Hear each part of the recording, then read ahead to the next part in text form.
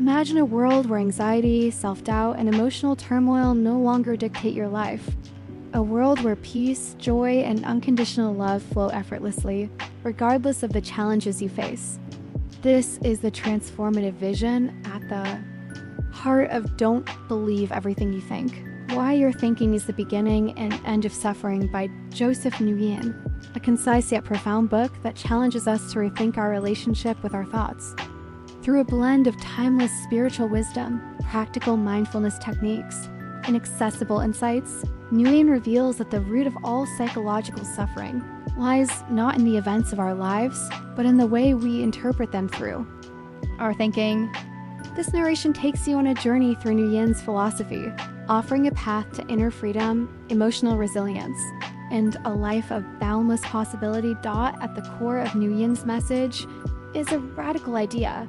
Thinking itself is the source of all psychological and emotional suffering, not the specific thoughts we have, whether about our past mistakes, future fears, or present struggles, but the very act of thinking. Our minds are relentless storytellers, constantly weaving narratives about who we are, what our lives mean, and whether we're good enough. These stories aren't reality. They're interpretations, often distorted by fear, judgment, or conditioning. When we believe these thoughts without question, we trap ourselves in cycles of anxiety, self-doubt, and suffering. Nguyen distinguishes between pain and suffering to clarify this point. Pain, whether physical or emotional, is an inevitable part of life. We lose loved ones, face rejection, or encounter setbacks. Suffering, however, is optional.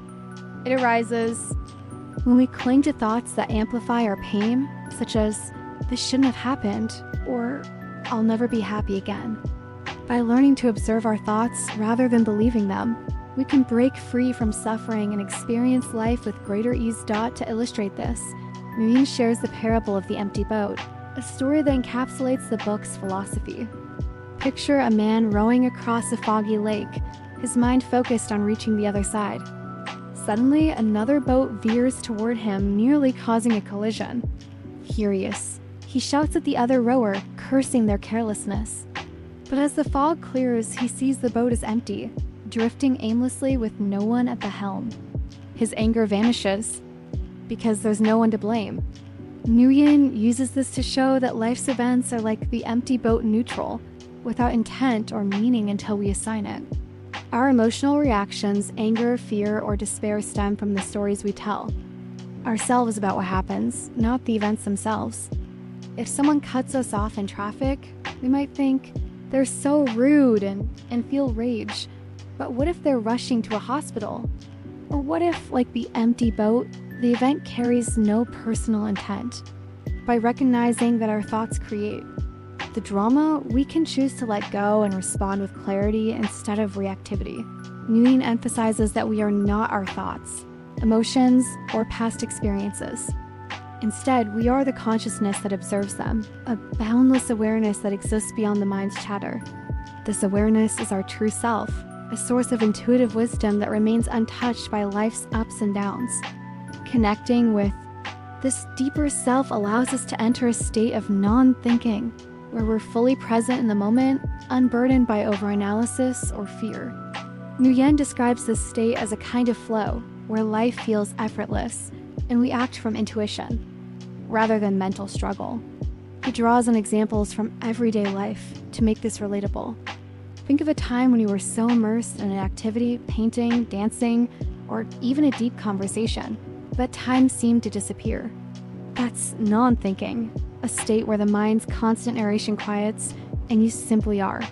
Nguyen argues that this presence is our natural state, accessible to everyone, and the key to ending suffering. The book offers practical tools to help us cultivate this awareness and break free from destructive thought patterns. One exercise is to pause during moments of stress or negativity and ask, who would I be without this thought? For example, if you're caught in a spiral of self-criticism after a work mistake, thinking, I'm a failure, pause and imagine letting that thought go. What remains? Often a sense of peace or neutrality emerges, revealing that the thought was just a fleeting story, not a truth. Another practice involves sitting in silence for a few minutes each day, observing your thoughts without judgment. Notice them as they arise: worries, plans, memories, and let them pass like clouds in the sky. This builds what Nguyen calls mindfulness muscle, training us to detach from the mind's chatter and trust our inner wisdom. Unlike many self-help approaches that focus on rewiring the brain or forcing positive thoughts, Nguyen's method is about expanding consciousness.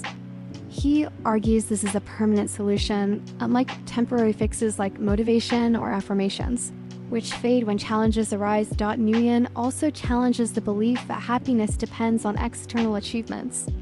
We chase money, status, or relationships because we think they'll make us feel secure, loved, or fulfilled.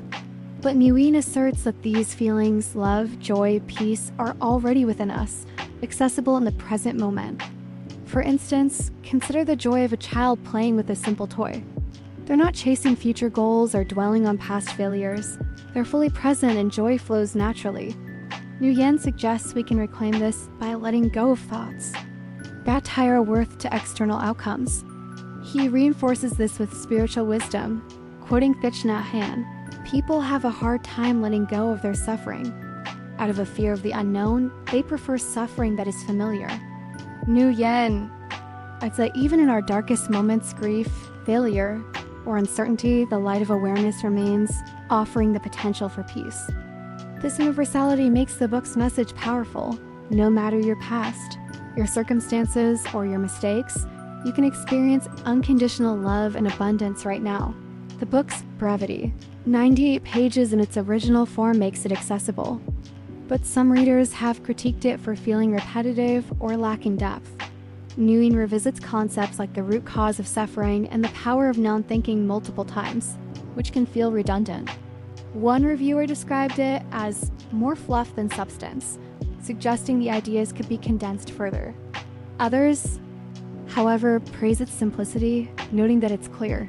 Jargon-free language makes it approachable for beginners and seasoned readers alike. The 2024 expanded edition addresses some of these critiques by adding personalized guidance, such as journaling, prompts, and reflective exercises. For example, one prompt asks readers to write about a recurring thought that causes stress and explore how letting it go might change their perspective. These additions make the book more actionable, helping readers apply its principles to their daily lives. Nguyen's work has struck a chord globally, becoming a New York Times and international bestseller, translated into over 40 languages. Its impact is evident in endorsements from notable figures. Simon Sinek calls it an essential first step to letting go of suffering, while Deepak Chopra describes it as an inspirational guide to freeing yourself from emotional clutter. Readers have shared stories of transformation, from overcoming chronic anxiety to finding clarity in decision-making. For example, one reader credited the book with helping them navigate a painful breakup by recognizing that their suffering came from thoughts about what could have been, not the breakup itself.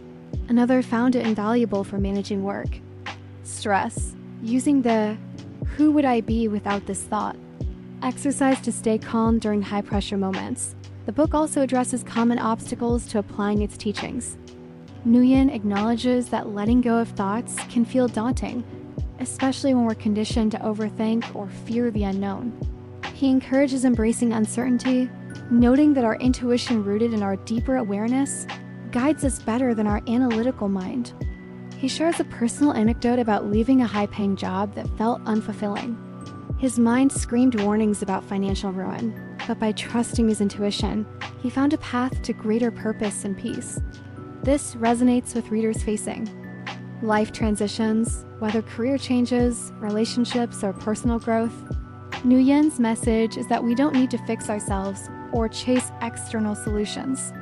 We're already whole, capable of creating any life we desire. Ultimately, don't believe everything you think is a call to awaken to our true nature. It's not about suppressing thoughts, achieving perfection, or escaping life's challenges. It's about recognizing that we are not our thoughts, but the awareness behind them. This shift in perspective allows us to live in flow, where life happens for us, not to us. Nguyen promises that by letting go of our attachment to thinking, we can experience a life of unconditional love, peace, and joy, no matter what comes our way. His final words linger like a gentle invitation. The end of suffering begins with a single realization that you are not your thoughts, but the infinite. Consciousness observing them, ready to guide you to a life of freedom and fulfillment.